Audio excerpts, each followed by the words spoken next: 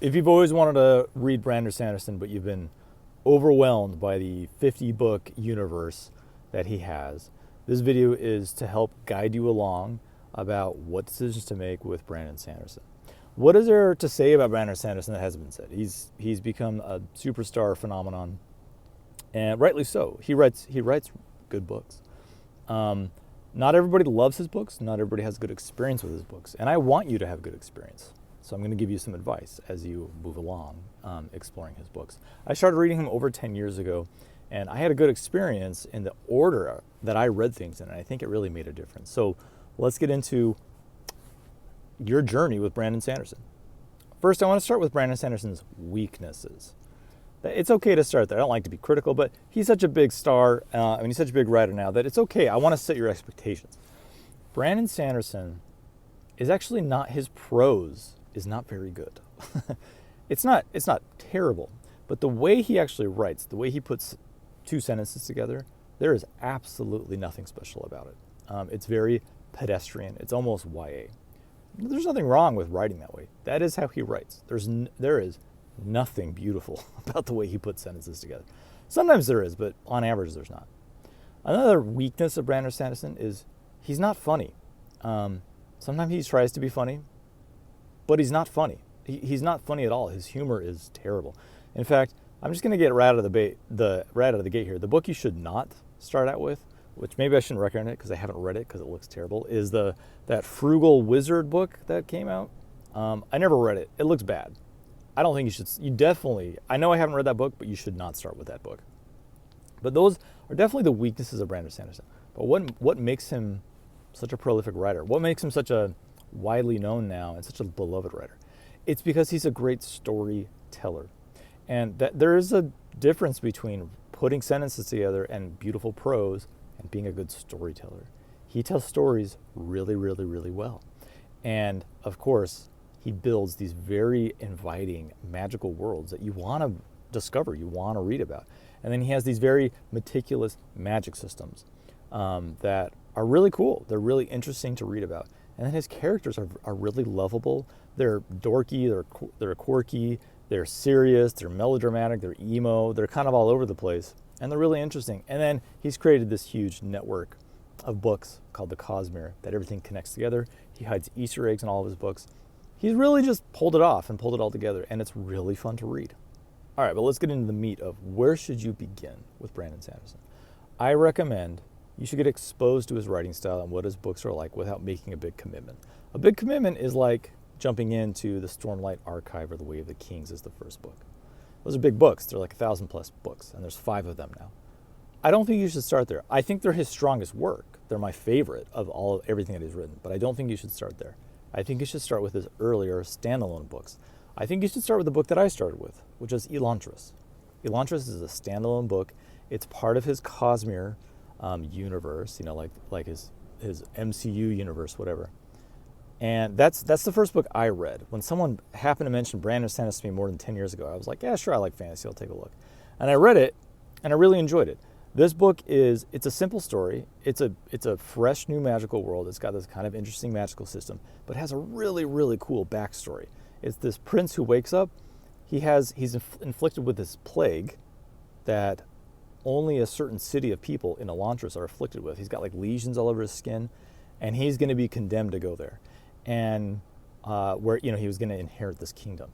So now he's got to go to this basically as a pariah, a social pariah, and he joins and he learns the history, why these people became this way and why Elantris used to be a great kingdom.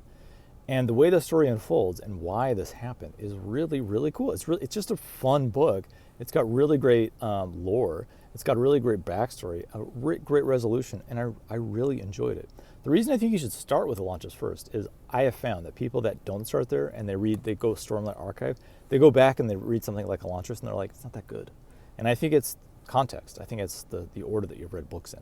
All right, and then if you read Elantris and you liked it, then you should go to Mistborn.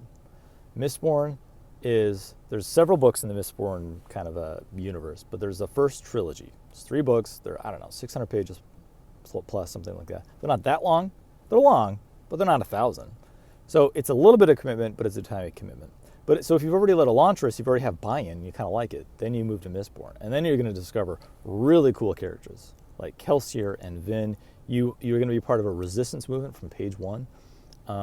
This brutal social hierarchy, political intrigue, and then one of the best magic systems you'll ever read, with how these characters ingest metals and the powers it gives them, and how intricate it is, and how interesting it all unfolds.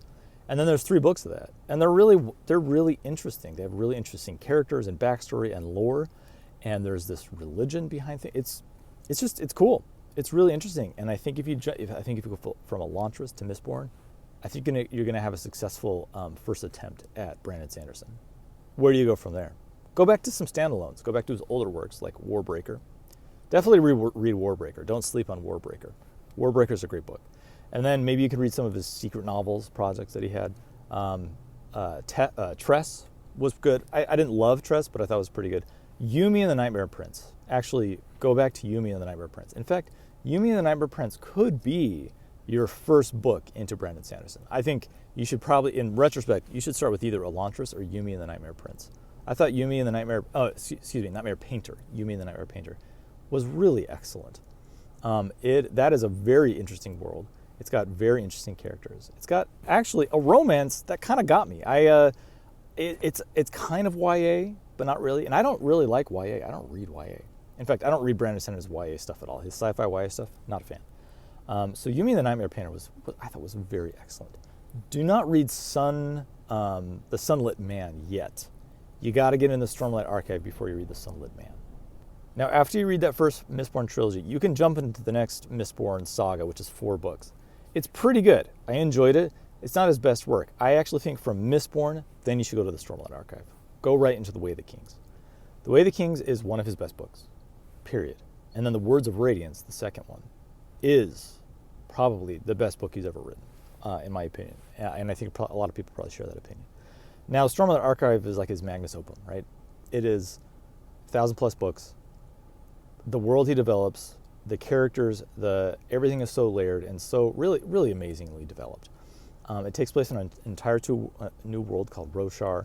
There's this there's the lore in the backstory. The prologue is like insane to begin with. So it's a commitment. That's my point. The Stormlight Archive is a commitment, and I don't think you should commit to it right up front, because if you jump into The Way of the Kings right from the beginning, you haven't read anything else, and you're not that into it, you're going to sour on Brandon Sanderson. And I think you're going to miss enjoying a really great author and really, really great books that he has. So I think you should go to The Way of the Kings, read that, and then you got to read the novellas in between. There's Dawnshard and the one with Lift. I forget the Edge Dancer. You got to read those in between because they're pertinent to the story. But I recommend, don't read series straight through. That's 5 books, and they're 1,000+ pages each.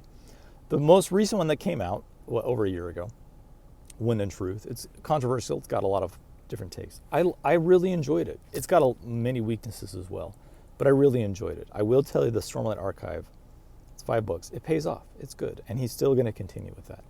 And then the Sunlit Man, you want to read in between before the Wind and Truth. So you want to mix that up in there as well. And sometime in the middle of while you're reading Stormlight Archive, read Arcanum Unbounded. This is a collection of short stories, of different stories of the cosmic world, and it sheds a lot of light on a lot of different stories. There's stuff from Mistborn, and there's stuff from a lot of other things. So you definitely want to read Arcanum Unbounded. It's a hefty book as well, but you don't want to skip that. I haven't read his latest book. What is it called? Ember Dark or something? I'll put it right here. I haven't read that yet. I'm saving it because I really enjoyed Brandon Sanderson. Again, he's not perfect, but the stories he writes and the worlds that he opens up to, I think you're missing out if you don't join in. I'm obviously a big fan of Brandon Sanderson, have been for a long time, and I think he really has a lot to offer. So if you walk in with the right mindset, understanding that his prose is not perfect, and I think if you start with the right books, I think you're going to have a good experience, and you're going to see what it's all about.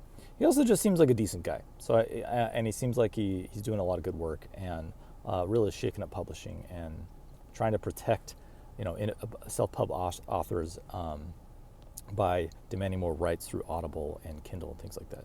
He seems like a decent guy.